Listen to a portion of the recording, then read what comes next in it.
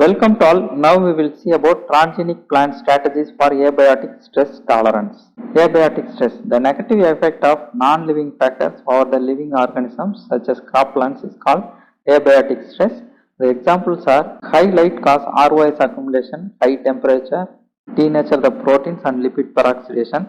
Water deficit cause the drought and this affects the metabolism and it trigger ROS production and different signaling. Soil salinity cause iron toxicity, osmotic stress, decreased nutrient uptake and decreased metabolism. And air pollution such as sulfuric acid, sulfur containing gases cause direct oxidative damage to tissues. And mechanical damages by predators and insect bites trigger different signaling. And cold or freezing injury severely affect the metabolism to plants. Transgenic approaches expression of certain recombinant proteins to combat the abiotic stress. The genes with known enzymatic functions are used and expressed to resistance against the abiotic stress, or expression of gene with unknown function and expression of regulatory proteins involved in the abiotic stress tolerance mechanism are used. So here we will see certain gene groups and its abiotic stress tolerance. First one is osmoprotectants. Osmoprotectant function two ways. One is osmotic adjustment and protection against a vulnerable molecules due to osmotic imbalance. The examples are provided the next slide. And next group is detoxifying genes. This eliminate superoxide dismutase and ascorbate peroxidase and glutathione reductase or peroxidase are the genes which can eliminate the SOD. And leaf proteins are late embryogenesis abundant proteins confers drought tolerance and barley HbA1 is example for this gene. And transporter genes helpful for salinity tolerance. HAL1, HKT genes are transporter genes and multifunctional lipid biosynthesis genes. They improve the photosynthesis, GPAT, chloroplast, glycerol 3-phosphate, acetyl transferase, confers chilling tolerance and HSP are heat shock proteins. These proteins prevent the protein misfolding and they are also known as chaperone and they protect the crop plants at high temperature. In addition, regulatory genes such as dehydration, for that dehydration responsible limit binding proteins and CBF1 enhance chilling and drought tolerance and signal transduction genes, multiple stresses, MAP kinase, DBF2 transcription factors involved in this process and cold induced proteins such as cold responsive protein COR1 provide tolerance against chilling and freezing.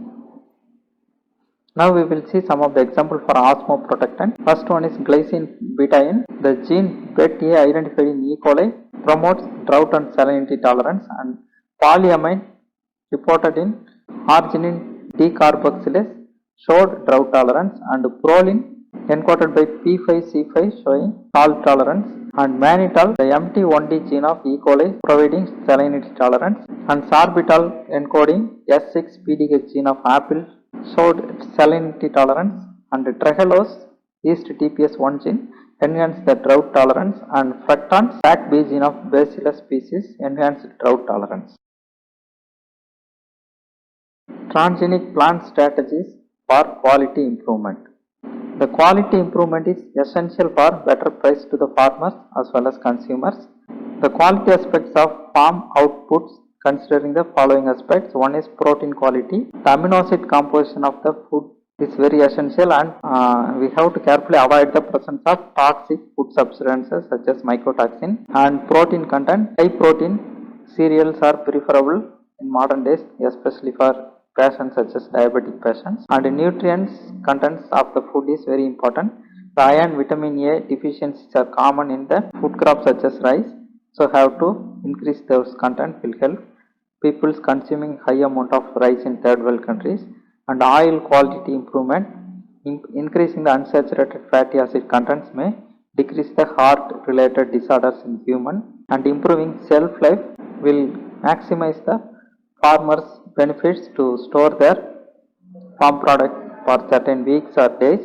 Similarly, consumer can store it for long period.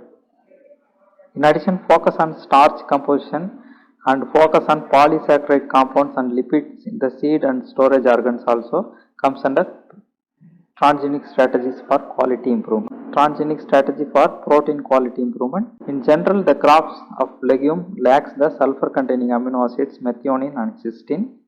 Similarly, cereals lack the amino acid lysine and tryptophan. Identifying key genes involved in the methionine cysteine biosynthesis pathway in the legumes and develop the GM crop. Similarly, lysine tryptophan associated gene expressed in the cereals may enhance the protein quality in those crops. And the presence of toxins such as aflatoxin is a problem in maize, groundnut and other crops. So we go for latest technology such as CRISPR-Cas technology to edit or mutate the genes responsible for the aflatoxin, or we go to express certain antifungal protein. Is a strategy to overcome the mycotoxins. And modification of amino acid composition by introducing a specific genes and aflatoxin free GM crops can eliminate the food toxins. For nutritional quality, focus is given to enhance the or fortify the vitamin A, iron and zinc in the cereal crops such as rice. So to enhance the vitamin A, the project Golden Rice 1 was developed to fortify the rice with vitamin A to eliminate the vitamin A deficiency, that is called VAD. So vitamin in general, vitamin A, beta carotene is the precursor for vitamin A, which is produced from geranyl diphosphate, that is a 20 carbon atom. From there it is converted into phytoin, that is a 40 carbon molecule. From there it is converted into zeta carotene. From the zeta carotene it is converted into lycopene, and from lycopene it will give rise to beta or alpha carotene. So in general, cereals such as rice lacks the enzymes to convert the geranyl diphosphate 20 carbon atom into 40 carbon phytoin. Similarly, 40 carbon phytoin to zeta carotene conversion enzyme also absent. So the rice crop unable to produce beta or alpha carotene in its seeds.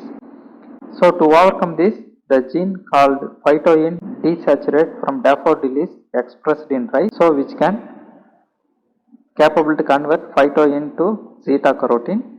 So to obtain phytoin, another gene called phytoin synthase or PSY gene from the Yersinia urdivora is expressed in the rice, so it can convert geranyl diphosphate into phytoin. So Golden Rice 1 express 2 foreign gene, one is phytoin synthase from Yersinia, phytoin desaturate from daffodil.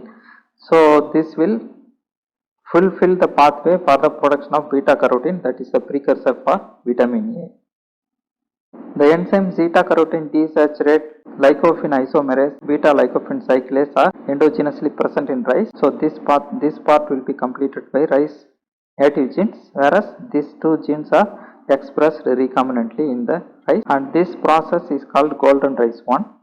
This Golden Rice 1 showed an enhanced quantity of beta carotenes up to 1.6 microgram per gram of the total dry weight of the rice, but still it is not sufficient to fulfill the needs of the vitamin A. So to overcome this, the Golden Rice 1 project is modified and it is called Golden Rice 2. Here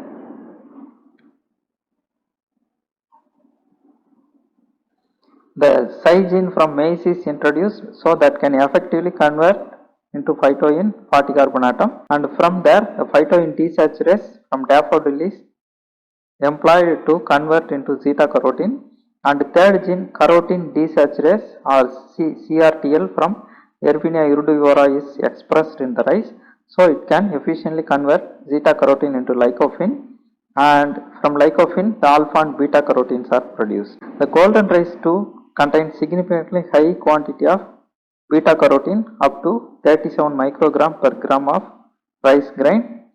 So Golden Rice 2 is more successful than Golden Rice 1. So this image shows that this is normal rice, and Golden Rice 1 contains 1.6 microgram of beta carotene, so it looks pale yellow color, and Golden Rice 2 contains high amount of beta carotene, looks amber color.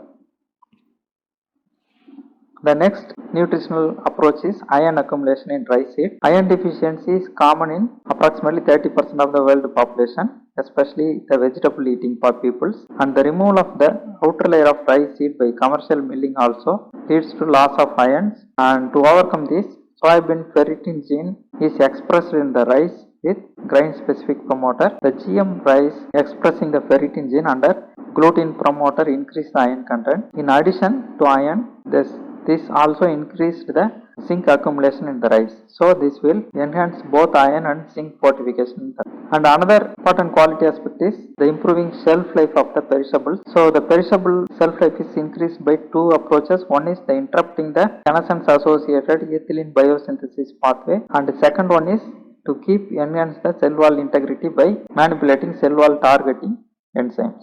So first one is ethylene biosynthesis pathway.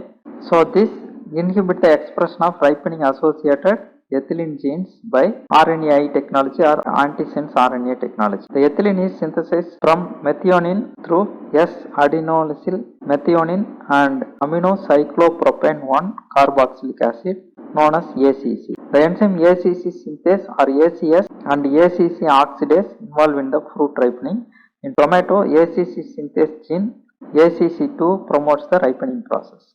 The ACC synthase promotes ripening gene is identified, and this will be targeted to silence to delay the ripening process. And another approach, ACC deaminase gene identified in the bacterium that breaks down the ACC into ammonia and ketobutyrate, and this also showed similar result by improving the shelf life. So we have two approaches. One, we go for RNAi approach to silence ACC synthase, or we use the ACC deaminase to degrades the ACS and increase the shelf life. In these approaches, it was demonstrated the shelf life extended up to 45 days by the RNAi approach. And next approach is improving the fruit shelf life by cell wall targeting enzymes. The cell wall polysaccharides such as cellulose, hemicellulose, pectin provide firmness to fruits. Pectin acts as a cementing material to provide the cell integrity and firmness. And in flavor saver tomato is developed by the company called Calgene. Use these mechanisms and they made a new strategy. And the flavor saver tomato released first commercially grown GM food crop. In this flavor saver tomato, the pectin degrading genes called polygalactouronase or PG, also known as pectate lyase, was silenced by RNAi. This leads to enhanced shelf life in the tomato. Other enzymes such as pectin methyl esterase PME or pectate lyase PL have also been reported for similar function for improving the shelf life. Thank you.